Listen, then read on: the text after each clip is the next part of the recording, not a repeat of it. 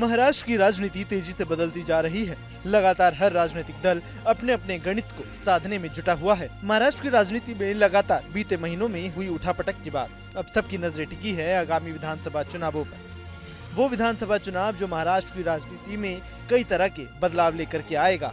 पिछले साल महाराष्ट्र में सत्ता परिवर्तन और उससे पहले नेताओं की भागदौड़ का सिलसिला देश ने देखा कि कैसे राज्य की महाविकास अघाड़ी की सरकार कैसे बीजेपी और उसके सहयोगियों के पास चली गई। महाराष्ट्र में विधानसभा चुनाव जितने करीब आते जा रहे हैं उतनी ही राजनीतिक सक्रिय होती जा रही है। लेकिन महाराष्ट्र की लड़ाई महज महाविकास अघाड़ी और एनडीए के बीच नहीं, एक परस्पर लड़ाई दोनों ही दलों के नेताओं के बीच भी चल रही है।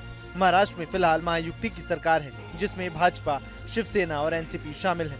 साल 2019 में हुए विधानसभा चुनाव के बाद राज्य की राजनीति में बहुत कुछ बदल गया। 2019 में साथ मिलकर चुनाव लड़ी भाजपा और शिवसेना को नतीजों में बहुमत मिला, लेकिन मुख्यमंत्री के मुद्दे पर दोनों ही दल का गठबंधन टूट गया। इसके बाद राज्य में कई राजनीतिक उठापटक हुई।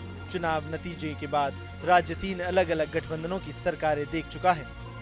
कभी सुबह का सूरज उगने से पहले सरकार का शपथ ग्रहण हुआ, तो कभी सरकार में शामिल सबसे बड़े दल में टूट के बाद नई सरकार बनी। कभी शिवसेना में बगावत हुई तो कभी एनसीपी में बगावत। इन 5 सालों में राज्य के सभी प्रमुख दलों ने सत्ता का सुख भोगा। राज्य में बड़े राजनीतिक दलों की संख्या भी 4 से बढ़कर 6 हो गई थी। 21 सितंबर 2019 को चुनाव आयोग ने राज्य में विधानसभा चुनाव का ऐलान किया। इस चुनाव में मुख्य मुकाबला 2 प्रमुख गठबंधन के बीच था। पहला बीजेपी शिवसेना का गठबंधन जिसकी उस वक्त सरकार थी। वहीं विपक्षी गठबंधन में कांग्रेस और एनसीपी शामिल थे। महाराष्ट्र में 288 सदस्यीय विधानसभा सीटें हैं। 21 अक्टूबर 2019 को वोट डाले गए। 24 अक्टूबर 2019 को मतदान कराए गए। जब नतीजे आए तो 288 सीटों में से भाजपा को सबसे ज्यादा 105 सीटें मिली।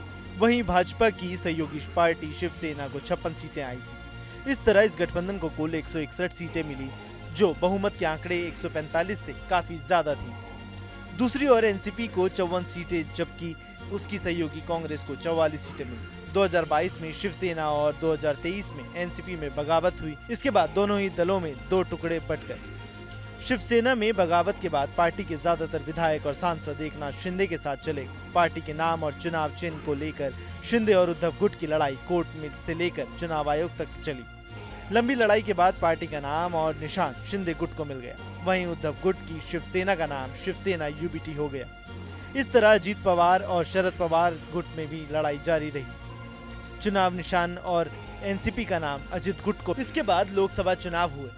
लोकसभा चुनाव में बीजेपी और उसके सहयोगी दलों को बड़े झटके लगे, तो वहीं कांग्रेस और उद्धव गुट और शरद गुट को काफी फायदा हुआ। विधानसभा की मौजूदा स्थिति का बात करें तो 288 विधानसभा सीटों में से 202 सदस्य सत्ता पक्ष में हैं। इनमें से 102 भाजपा के, 40 एनसीपी के और 38 शिवसेना और 22 अन्य छोटे दल हैं।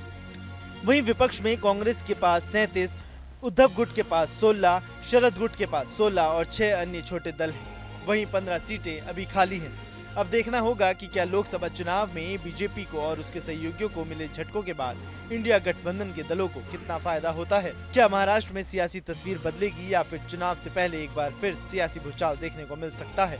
अभी कुछ भी कहना जल्दबाजी होगी। Bureau report, news nation. News nation अब व्हाट्सएप पर खबरों के ताजा अपडेट के लिए न्यूज नेशन के इस QR कोड को स्कैन करें।